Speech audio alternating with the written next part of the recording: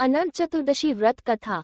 अनंत चतुर्दशी के दिन जरूर पढ़ें ये व्रत कथा, सुख समृद्धि से भर जाएगा घर। अनंत चतुर्दशी पूजा।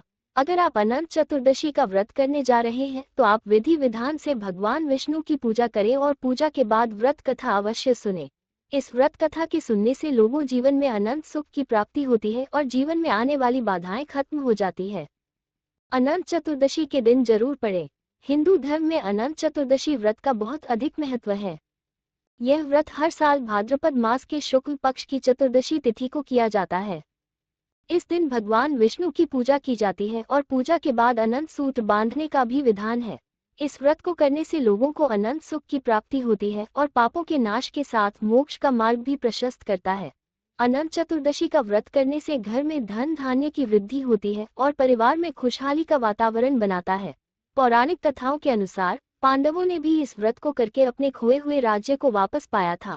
अनंत चतुर्दशी के दिन अनंत सूत्र बांधना बहुत महत्वपूर्ण होता है।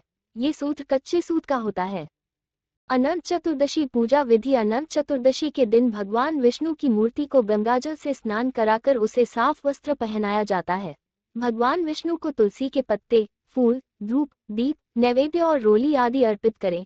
भगवान विष्णु के मंत्रों का जाप करें और खीर, खोए से बनी मिठाई चढ़ाएं। भगवान विष्णु की मूर्ति पर अनंत सूत्र चढ़ाएं, जिसे पूजा के बाद अपने दाहिने हाथ पर बांधा जाता है। अनंत चतुर्दशी की व्रत कथा जरूर सुने, क्योंकि इसके बिना पूजा अधूरी मानी जाती है। अनंत चतुर्दशी व्रत कथा। अनंत चतुर्दशी व्रत कथा। पौराणिक कथा के अनुसार एक बार महाराज युधिष्ठिर ने राजसूय यज्ञ किया और यज्ञ मंडप का निर्माण बहुत ही सुंदर और अद्भुत रूप से किया गया। उस मंडप में जल की जगह स्थल तो स्थल की जगह जल की भ्रांति होती थी। इससे दुर्योधन एक स्थल को देखकर जल कुंड में जा गिरे। द्रौपदी ने ये देखकर उनका उपहास किया और कहा कि अंधी की संतान भी अंधी होती है।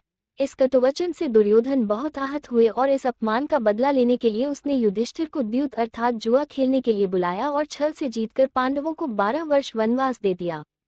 भगवान कृष्ण ने सुनाई थी कथा। वन में रहते उन्हें अनेकों कष्टों को सहना पड़ा।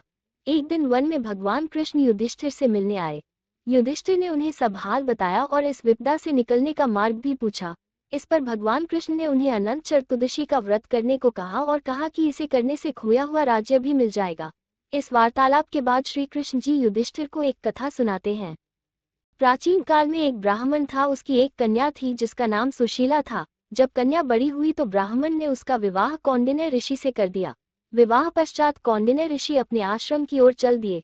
रास्ते में रात हो गई, जिससे वह नदी के किनारे आराम करने लगे। सुशीला के पूछने पर उन्होंने अनंत व्रत का महत्व बता दिया। सुशीला ने वही व्रत का अनुष्ठान कर 14 गांठों वाला डोरा अपने हाथ में बांध लिया। फिर वो पति के पास आ गई।